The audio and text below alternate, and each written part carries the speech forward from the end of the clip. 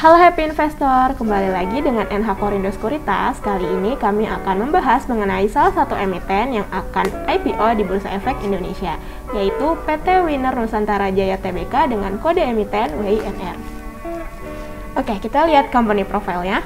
Perseroan bergerak dalam bidang properti dan juga real estate yang berkedudukan di Batam, Indonesia. Rekam jejaknya, di tahun 2007 hingga 2008, Perseroan memulai bisnisnya di dunia properti dengan menjadi agen terkemuka di Batam dengan memasarkan 10 proyeknya.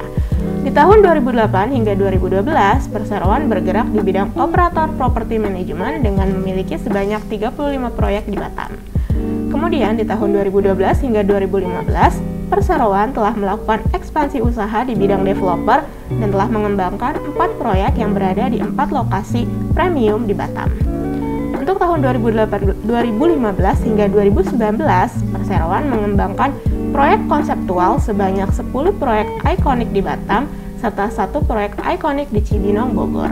Kemudian di tahun 2019 hingga tahun 2020, Perseroan mengembangkan kota mandiri, jaringan hotel, kondotel dan resort dimulai dari area Batam, Jabodetabek, Palembang, Bandung, dan Bali. Untuk aktivitas bisnisnya, kegiatan usaha utama itu sebagai developer real estate, kemudian sebagai real estate atas dasar balas jasa atau fee atau kontrak. Kemudian aktivitas kantor pusat, serta aktivitas konsultasi manajemen lainnya.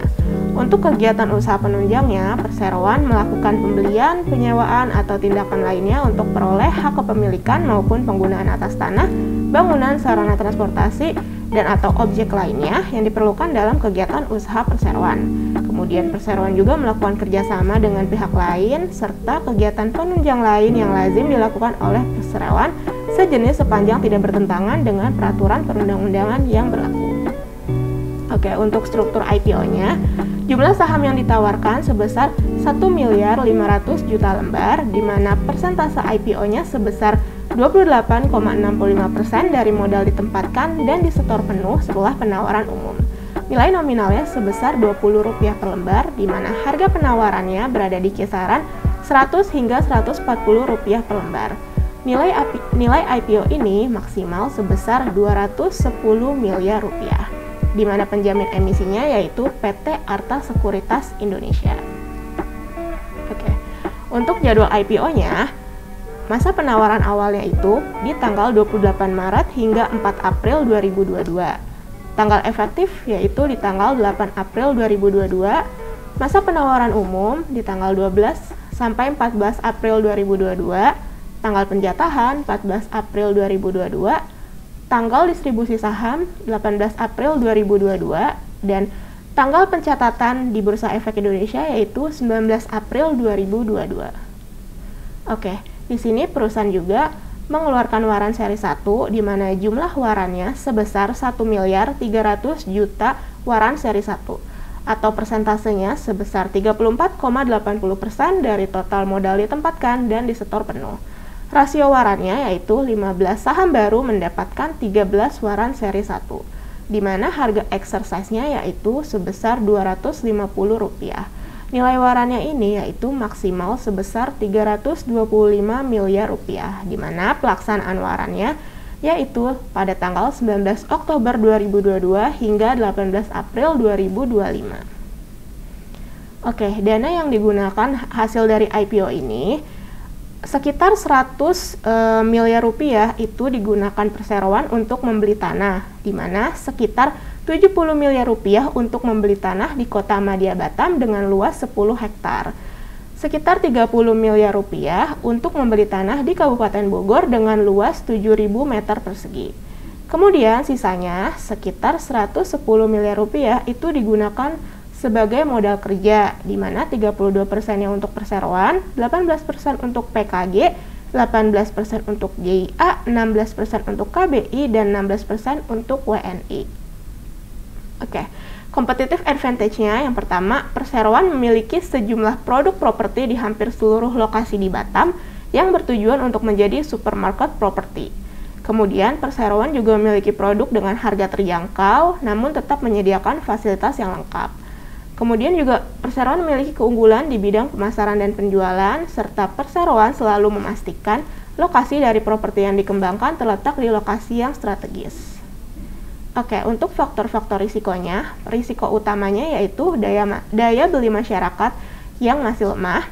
Kemudian risiko usahanya, ada risiko pembatalan pembelian, risiko permodalan, risiko keterlambatan penyelesaian proyek, risiko kenaikan harga bahan baku atau material, risiko keterlambatan pengiriman bahan baku, risiko dalam pemilihan mitra supplier, risiko tidak terpenuhinya kebutuhan SDM, risiko kredit konsumen, risiko perizinan, serta risiko legalitas tanah.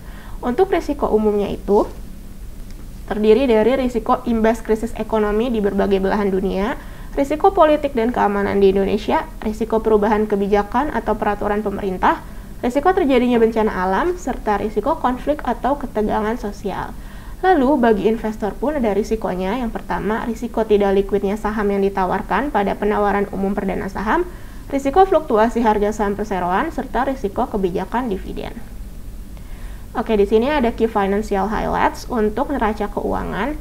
Kita lihat dari rasio-rasionya per tanggal 31 Desember 2021, di mana current rasionya itu sebesar 161,71%, liabilitas per aset sebesar 33,06%, liabilitas per ekuitasnya sebesar 49,40%, rasio DSCR sebesar 162,20%, pertumbuhan asetnya sebesar 214,34%, namun pertumbuhan liabilitas dan pertumbuhan ekuitasnya minus, di mana masing-masing yaitu minus 3,65% dan minus 2774,29%.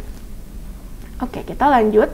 Untuk laporan laba ruginya sendiri, di sini tercatat bahwa laba bersih perusahaan, laba rugi komprehensif, periode tahun berjalan perusahaan itu mengalami peningkatan di setiap tahunnya, dan juga kita bisa lihat rasio-rasio dari fundamental laporan laba ruginya itu sendiri per tanggal 31 Desember 2021, di mana GPM atau gross profit marginnya itu tercatat sebesar 42,88%, net profit margin atau NPM sebesar 290,67%, ROA return on asset sebesar 41,02%, return on equity sebesar 61,28%, pertumbuhan gross profit sebesar 19,55%, dan pertumbuhan laba bersihnya itu sendiri sebesar 1868,73%. Oke, sekian paparan mengenai IPO kali ini. Terima kasih.